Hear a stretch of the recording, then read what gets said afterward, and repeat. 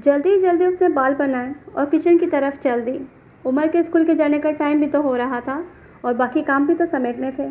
उमर को छोड़कर आई और फिर से अपने कामों में लग गई। घर के सारे काम मुकम्मल करने के बाद वो हस्बे आदत अपनी डायरी लिखने बैठ गई। वो सिर्फ 2 बहनें थीं। अब्बा जान के इंतकाल के बाद इनकी अम्मा ने इन्हें बहुत प्यार से पाला था। अम्मा की लाडली, अम्मा की चहेती, अम्मा पर जान छिड़कने वाली, अम्मा की माला। नाम तो उसका मरियम था, लेकिन सब इसको प्यार से माला कहते थे। सारा वक्त हंसती रहती और बस पूरे घर में बुलबुल की तरह चहकती रहती। इसकी बड़ी बहन माहम बहुत संजीदा थी। माहम को अपनी अम्मा की बहुत फ़िक्र रहती थी, क्योंकि अब्बा के जाने के बाद इनके पास इनका कुल असासा सिर्फ अम्मा थी। माला, मेरी जान, उठ जा और कितना सोएगी, कॉलेज का टाइम हो गया है। इतने में माहम कमरे में दाखिल हुई। गुस्से में बोला, बस अम्मा जान, आज के बाद हम दोनों एक साथ कॉलेज बिल्कुल नहीं जाएंगे। रोज़ इसकी वजह से मेरे 2 पहले के पीरियड निकल जाते हैं और मेरा सारा काम रह जाता है। मैं जा रही हूँ, इसको कहिएगा कि अकेली ही कॉलेज आ जाए। वो जल्दी से बिस्तर से उठी और भागती हुई बस स्टॉप पर पहुंची, जहां हस्बे मामूल माहम इसका इंतज़ार कर रही थी, क्योंकि वो जानती थी माहम का गुस्सा आर्जी है। दोनों बहनें अपनी कॉलेज की बस में सवार हो गई। ये तुम मुझे जो रोज़ खोखलियाँ धमकी देती हो ना, सच में जिस दिन तुम्हें अकेले किसी दिन कॉलेज जाना पड़ गया, पता चल जाएगा। माहम ने इसको गुस्से से देखा और कहा, तुम लाइलाज हो।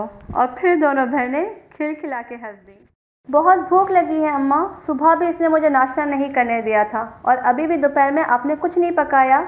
अम्मा ने कहा, ठहर जा, सब्र कर जा, तू तो मेरी गुड़िया है, तेरी पसंद का खाना बनाया है। इतने में माहम कपड़े बदल कर आई और कहा, ये सब आपकी नरमी का नतीजा है, आपने इसको सर पे चढ़ा रखा है। वो अम्मा की बाहों में बाहें डालकर बोली, मेरी अम्मा को ज़्यादा चढ़ाने की ज़रूरत नहीं है। मैं अम्मा की लाडली थी, लाडली हूँ और लाडली ही रहूँगी। और माहम इसको देखकर मुस्कुराती और अल्लाह से दुआ की, या अल्लाह, मेरी बहन को हमेशा यूं ही सदा मुस्कुराता रखना। मगर लाडले हमेशा कहाँ लाडले रहते हैं। ज़िंदगी ने बड़ा आजमाती है। वक्त यूं ही निकलता रहा। एक दिन माहम की तबीयत ख़राब हो गई। बुखार इसकी जान ही नहीं छोड़ता था। अम्मा इसको डॉक्टर के पास ले गई, जहाँ डॉक्टर ने इसको अस्पताल में दाखिल करने का कहा। अम्मा का सारा वक्त कभी अस्पताल और कभी घर के चक्कर में ही निकल जाता।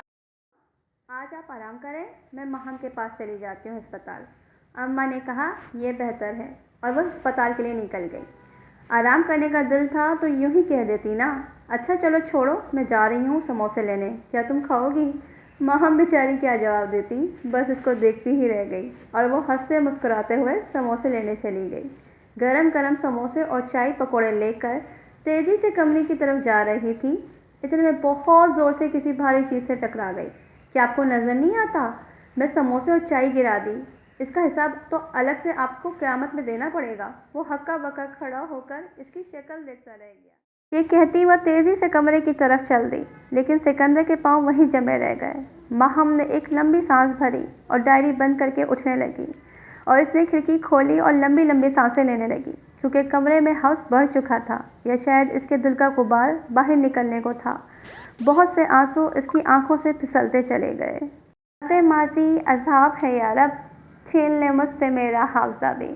इसी के साथ हमारी आज की किस्त ख़त्म हुई। अगर आप मेरे इस नावल की किस्त को और सुनना और पढ़ना चाहते हैं तो मेरी वीडियो को लाइक करना ना भूलिएगा।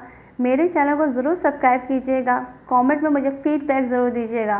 क्या आप इस नावल की अगली एक साथ पढ़ना चाहते हैं? मिलते हैं अगली किस्त में। अल्लाह हाफ़िज़।